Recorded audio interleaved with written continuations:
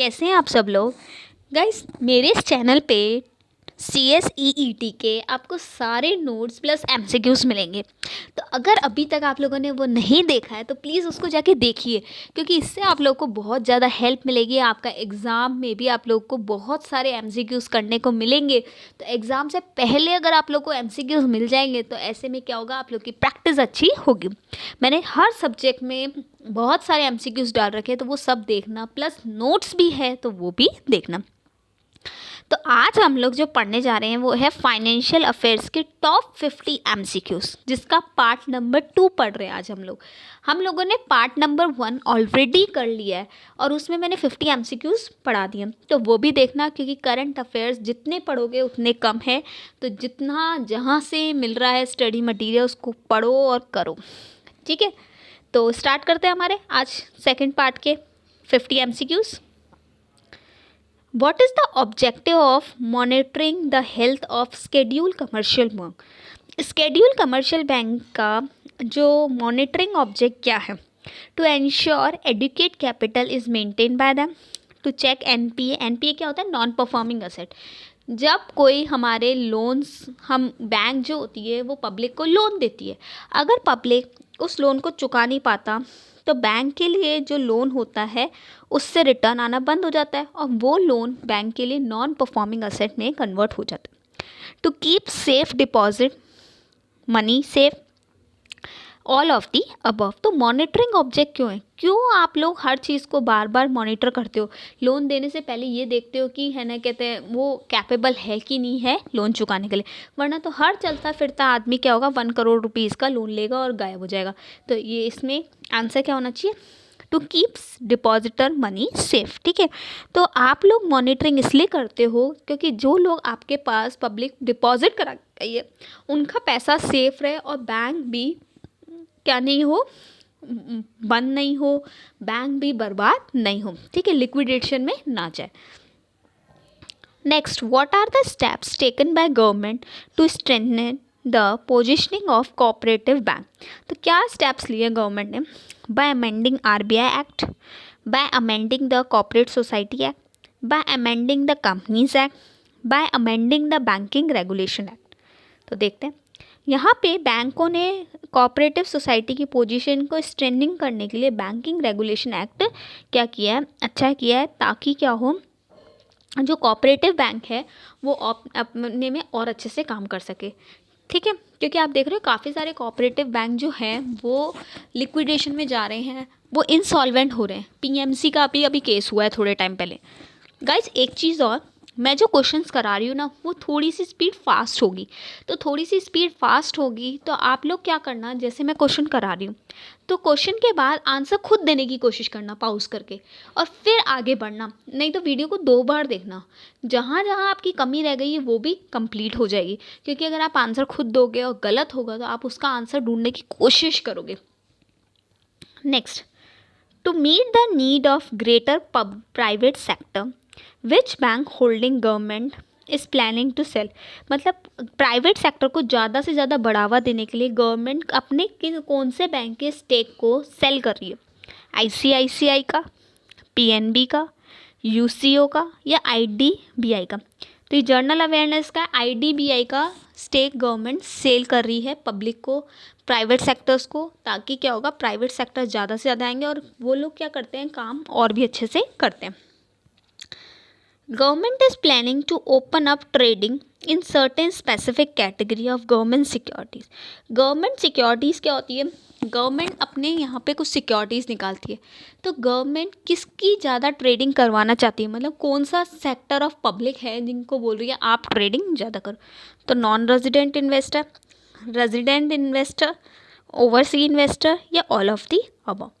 तो यहाँ पे गवर्नमेंट ज़्यादा से ज़्यादा नॉन रेजिडेंट इन्वेस्टर्स को काम करवाना चाहती है कि वो इंडिया में पैसा लगाए, ताकि क्या होगा, इंडिया में फॉरेन फंड आएगा।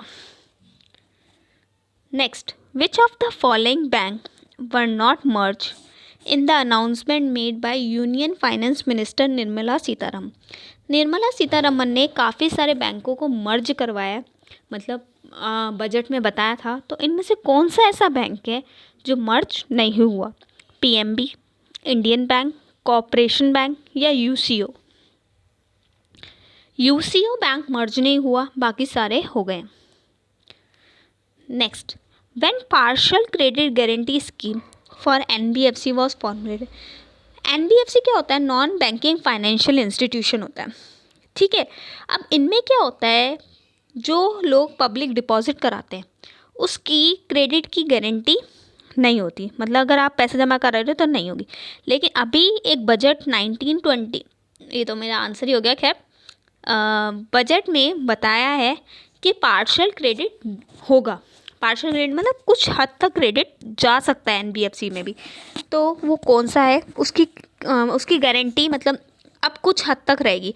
तो वो गारंटी कहाँ तक है? बैंकों में तो ज़्यादा है, लेकिन यहाँ पे अभी पार्शियल ही है। तो कौन से बजट में है? 1920, 1819, पोस्ट बजट ऑफ 1920 या post budget of 1819? Post budget of 1920। देखो, यूनियन बजट ऑफ 1920 वो बजट होता है जो फरवरी में आता है, मतलब फरवरी में बजट बना और आ गया, ठीक है। लेकिन बजट के बाद भी अगर कुछ चेंज होता है तो उसको बोलते हैं पोस्ट यूनियन बजट। पोस्ट मतलब बाद में। तो 1920 का जो बजट आया था उसके बाद जो चेंजेस आया, that is post union budget 1920। Which of the following banks were merge to form the country's second largest bank? कौन सी बैंकें मर्ज हुई और मर्ज होकर सेकेंड लार्जेस्ट बैंक बनी? Punjab national bank, oriented bank of commerce and United bank of India, syndicate bank, Canara bank and Andhra bank. Next, union bank, Andhra bank and Allahabad bank, या all of the above? तो check करते हैं। यहाँ पे ये बैंक मर्ज हुई है, PMB, oriented bank of commerce and United bank of India. ये सब जर्नल अवेयरनेस है, ये आपको सीधा सीधा लर्न करने पड़ेंगे, इसके ऊपर कोई लॉजिक नहीं है। जितनी बार पढ़ोगे आप लोग को जस्ट लाइक अ न्यूज़पेपर की तरह पढ़ना चाहिए, मतलब बार बार वीडियो सुनोगे, बार बार वीडियो सुनोगे तो आपकी जर्नल अवेयरनेस अपने आप ही बढ़ेगी। The merger of Syndicate Bank with Canara Bank will create the first largest public sector bank, second largest public sector bank, fourth largest public sector bank या third largest public sector bank? That is fourth largest public sector bank. Next, the merger of Syndicate Bank with Canara Bank will create the branch network of how many branches? कितनी branches हुई है? 10,200, 10,324, 10,500 या none of the above? तो answer है 10,324। What kind of norms are revised by Reserve Bank of India? Capital adequacy norms, asset classification norms, statutory audit norms या concurrent audit norms? concurrent audit norms अभी revise कराई गई है। Next, the merger of Allahabad bank with Indian bank will create the? Allahabad bank और Indian bank मर्ज हुई तो क्या बनी? Second largest public sector bank, third largest public sector bank, seventh largest public sector bank, six largest public sector bank? ये है seventh largest public sector bank. बिल्कुल learn करना है इजी तरीके से, जितनी बार सुनोगे उतनी बार आप लोग को लर्न होगा, ठीक है।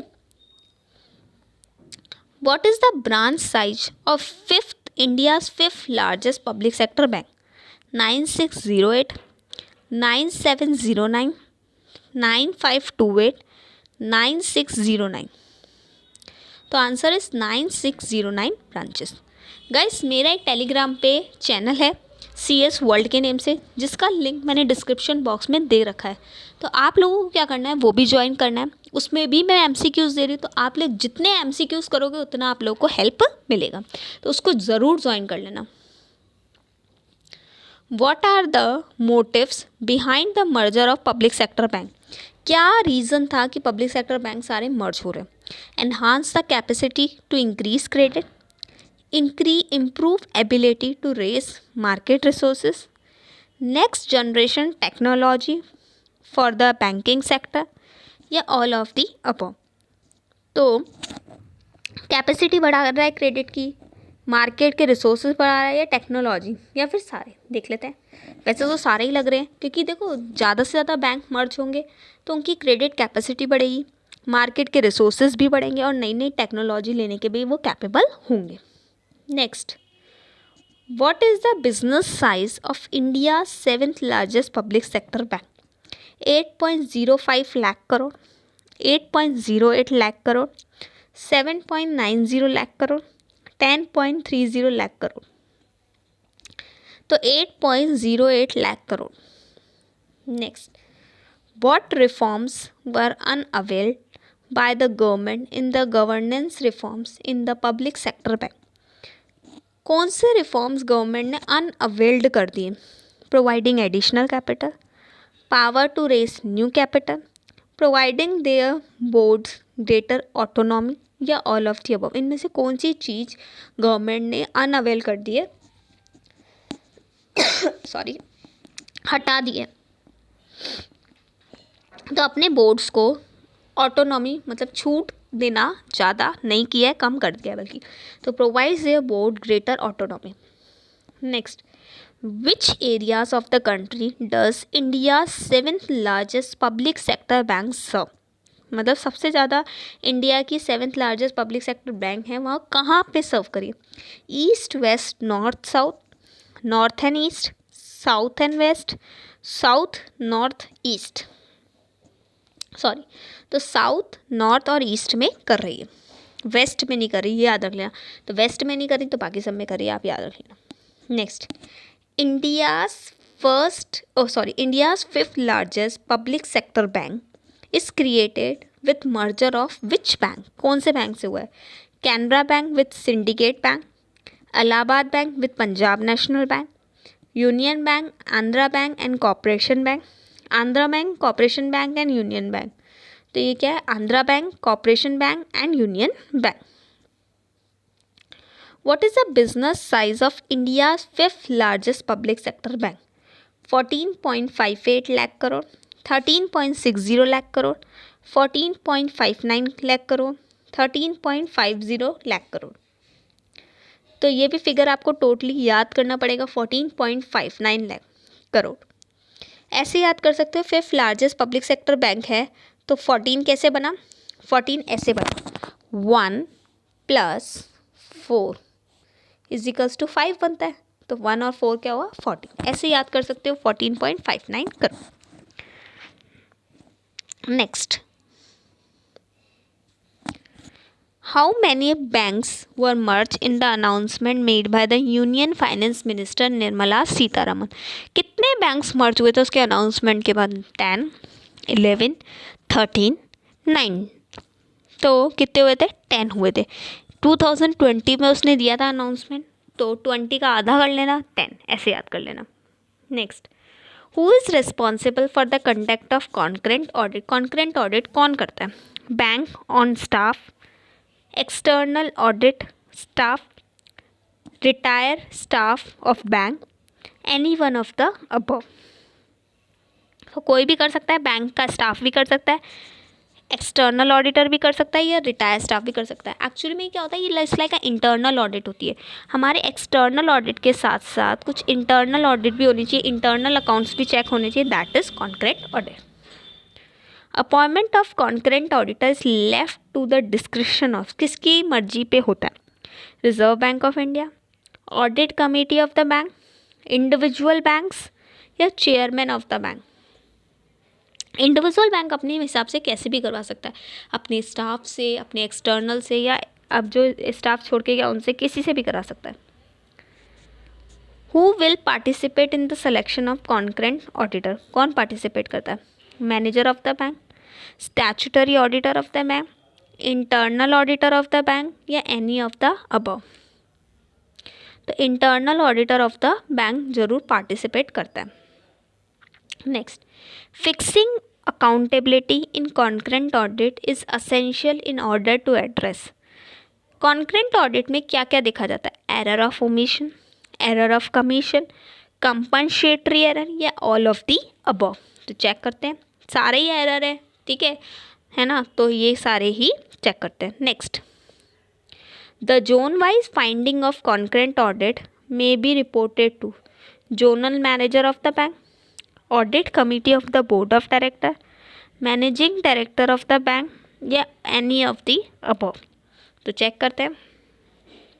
जोन वाइज जो होती है, एरिया वाइज जो होती है, कॉन्करेंट ऑडिट कहाँ रिपोर्ट करता है, तो बोर्ड ऑफ डायरेक्टर में जो ऑडिट कमेटी है वो अलग अलग जोन वाइज वो ले लेती है लोगों से रिपोर्ट और फिर उसको इकट्ठा कर लेती है। जैसे आरबीआई का ऑफिस मेन मुंबई में है, तो वो सारे जोन में बिखरा हुआ है, उनका रीजनल ऑफिस नॉर्थ में भी है, ईस्ट में भी है, वेस्ट में भी है, साउथ में भी है। तो वहाँ की जो भी कॉन्करेंट ऑडिट होती है वो ऑडिटर्स रिपोर्ट दे देते हैं किसको, मेन हेड ऑफिस में आरबीआई के, और फिर वो रिपोर्ट क्या चल जाती है मेन रिपोर्ट में, मतलब बोर्ड ऑफ डायरेक्टर रिपोर्ट में अपने ऐड कर देते हैं। Next, important features brought out during concurrent audit should be review on. जो भी कॉन्करेंट ऑडिट में फीचर्स है इंपॉर्टेंट, वो कैसे रिव्यू होते हैं, quarterly basis, monthly basis, half yearly basis या annual basis.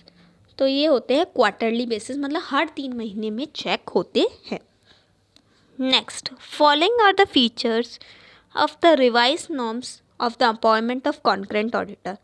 Who will perform the concurrent audit, who will appoint the concurrent audit, process of appointment of concurrent audit या all of the above. इनमें से कौन से feature revised हुए, तो सारे ही हुए। वैसे भी क्वेश्चन में ही आंसर है, देखो फॉलोइंग आर लिखा है, आर का मतलब एक से ज़्यादा। Next, capacities of PSB public sector bank are increase in order to. क्या कैपेसिटी बढ़ी है उनकी, increase credit, increase cash flow, increase liquidity, increase rate of return. तो उनकी क्रेडिट देने की कैपेसिटी अभी बढ़ गई है क्योंकि गवर्नमेंट ही चाहती है, क्योंकि बहुत ज़्यादा इन्फ्लेशन हो रहा है, बहुत ज़्यादा डिफ्लेशन हो रहा है कंट्री में, और कंट्री में लोगों के पास पैसा नहीं है, बिजनेस चलाने के लिए भी पैसा नहीं है। तो गवर्नमेंट ही खुद चाह रही है कि लोगों को ज़्यादा से ज़्यादा लोन दिया जाए ताकि वो लोग बिज़नेस को अच्छे से ग्रो किया जाए। क्योंकि आप लोगों को पता है कि पहले हमारे यहाँ पे डीमोनेटाइजेशन आया, देन जीएसटी आया, देन अभी कोरोना की वजह से ही प्रॉब्लम हो गई। तो गवर्नमेंट ज़्यादा से ज़्यादा लोन दे रही है ताकि लोग बिज़नेस अच्छे से कर पाए, तो इंक्रीज क्रेडिट बढ़ी है।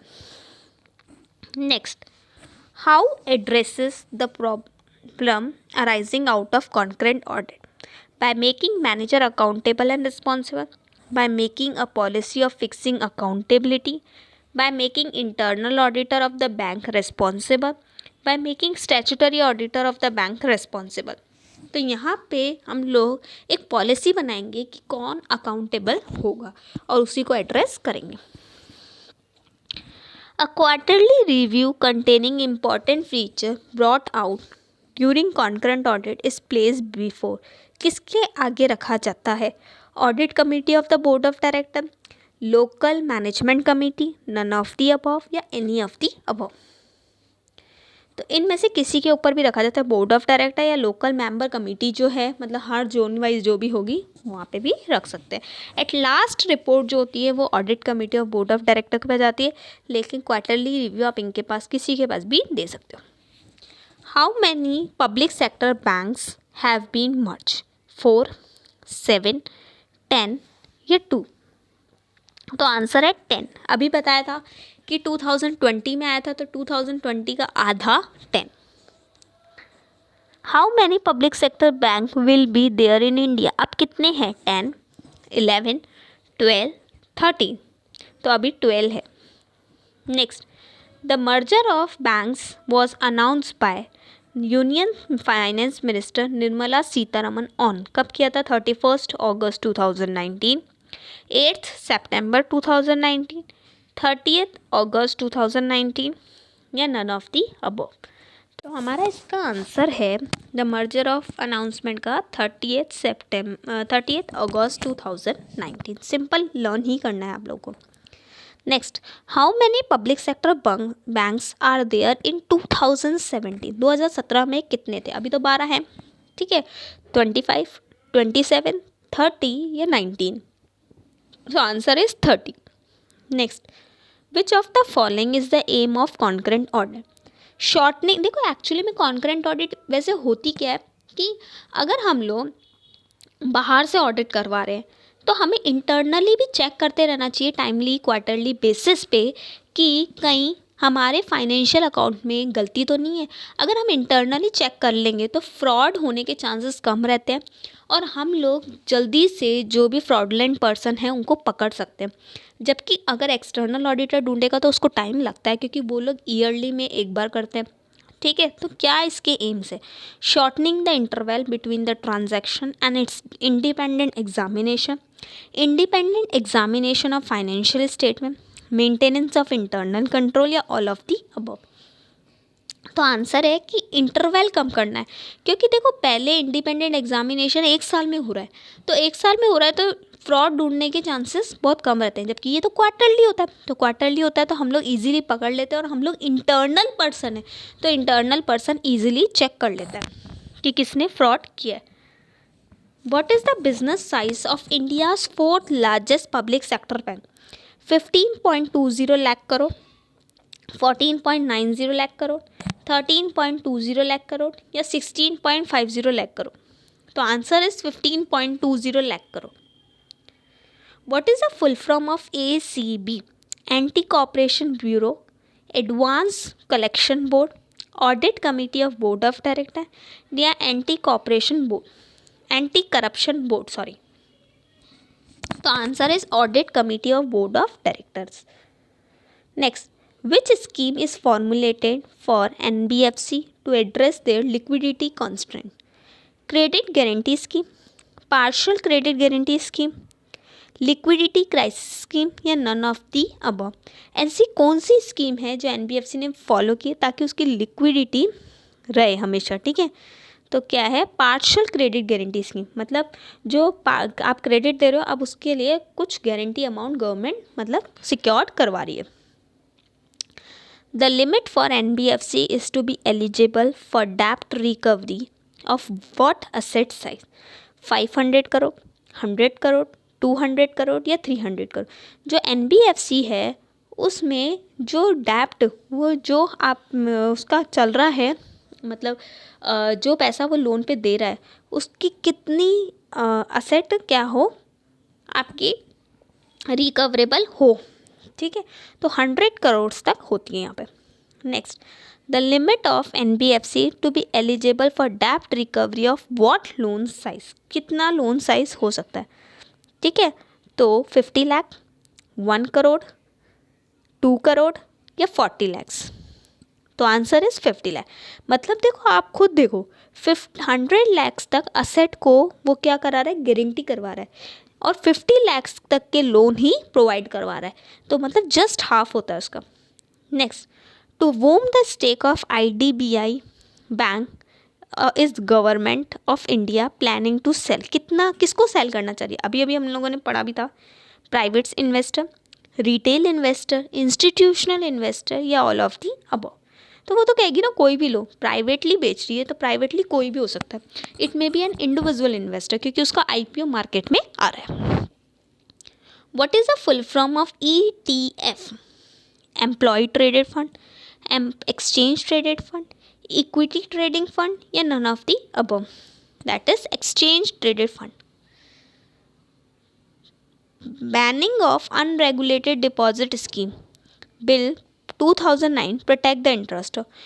जो भी डिपॉजिट है, अगर किसी का पैन नंबर से कनेक्ट नहीं है तो उसको सब कुछ बैन कर दिया है, मतलब अब आपको पूरे डॉक्यूमेंट्स देने पड़ेंगे तभी आपका बैंक अकाउंट रेगुलेट होगा। तो किसका इंटरेस्ट प्रोटेक्ट कर रहा है? बैंक अकाउंट होल्डर का, लोन अकाउंट होल्डर का, ऑल काइंड ऑफ डिपॉजिटर का, या ऑल ऑफ दी अबव? तो सारे काइंड ऑफ डिपॉजिटर का यहाँ पे इंटरेस्ट प्रोटेक्ट हो रहा है। क्योंकि अगर हम लोगों ने किसी के नाम से भी डिपॉजिट ले रहे हैं तो ये गलत है। कई बार क्या करते हैं लोग, इससे गलत काम भी कर लेते हैं। जैसे एक पर्सन मर गया है और उसके नाम से बैंक अकाउंट चला रहे हैं, तो वो भी गलत था। Which law are amended through banning the unregulated deposit scheme bill 2019? Reserve bank of India act, security and exchange board of India act, multi state cooperative society act, या ऑल ऑफ दी अबव? सारे के सारे ही act क्या किए हैं? Amend किए गए हैं। ये सिर्फ सिंपल लर्न करने जैसा है, तो लर्न कर लेना। और लर्न करना क्यों है? हमें तो क्या करनी है? बार बार वीडियो सुननी है। State bank of India revise charges with effect from, मतलब चार्जेस बढ़ गए थे। अभी थोड़ा टाइम पहले मेरे पास भी मैसेज आया था कि आपके जो बैंकिंग चार्जेस है वो बढ़ गए हैं। तो कब से? 1 अक्टूबर 2019, 15 अगस्त 2019, 26 जनवरी 2019 या 8 सितंबर 2019, that is 1 October 2019। State bank of India has revise service charges किसके बढ़ाए थे? डिपॉजिट के, एटीएम के, मिनिमम बैलेंस मेंटेनेंस चार्जेस या एनईएफटी और आरटीजीएस चार्ज। एनईएफटी क्या होता है? नेशनल इलेक्ट्रॉनिक फंड ट्रांसफ़र होता है, और आरटीजीएस भी वो होता है, रियल टाइम ग्रॉस सेटलमेंट होता है। यहाँ से हम लोग किसी को भी एकदम से पैसा ट्रांसफ़र कर सकते हैं थ्रू ऑनलाइन और ऑफलाइन। तो डिपॉजिट के उन लोगों ने रिवाइज चार्जेस किए थे। Next, what is the limit of average monthly balance in urban area? ₹3000, ₹1000, ₹500 या ₹5000, that is ₹3000 average monthly balance. Next, what is the average monthly balance limit below which charges will extract? ₹1500, ₹2000, ₹3000, ₹5000, that is ₹1500। अगर 1500 से भी limit कम हुई तो आपके charges कटेंगे। What are the charges if the average monthly balance is not maintained or fall below the limit? ₹25 plus GST, ₹50 plus GST, ₹10 plus GST, ₹40 plus GST। तो that is ₹10 plus GST जो भी लगेगा। What are the charges if average monthly balance fall below the limit of 75%? 75% से भी कम हो गई तो ₹10, मतलब जितना भी होना चाहिए था 1500, उससे उसका सिर्फ 25% ही कराया, 75% से कम है। सॉरी, 75% से कम लिमिट है, मतलब जितना भी कराना था उसका 75% से कम है। 10 plus GST, 25 plus GST, 20 plus GST या 15 प्लस GST? तो आंसर है 15 plus GST। What is the average monthly balance limit of SBI account holder in semi-urban area? ₹1000, ₹3000, ₹5000 या ₹2000? तो डेट इज ₹2000। तो आई होप गाइज आप लोगों को सारे क्वेश्चन समझ में आए हो। कुछ चीज़ें तो ऐसी थी जो आपको लर्न ही करनी पड़ेगी, तो 2-3 बार वीडियो देखोगे तो आपको लर्न हो जाएगी। तो गाइज अगर मेरा चैनल अच्छा लग रहा है तो अपने फ्रेंड्स को ज़रूर रिकमेंड करना, लाइक करना, शेयर करना and subscribe the channel. Thank you. बस एक चीज़ और बोलूँगी कि मेरा इंस्टाग्राम का जो चैनल है वो प्लीज़ ज्वाइन करना, सॉरी इंस्टा क्या, टेलीग्राम का जो चैनल है वो प्लीज़ ज्वाइन करना, क्योंकि उसमें क्या होगा, आप लोग को डेली MCQs मिलेंगे। तो बाय।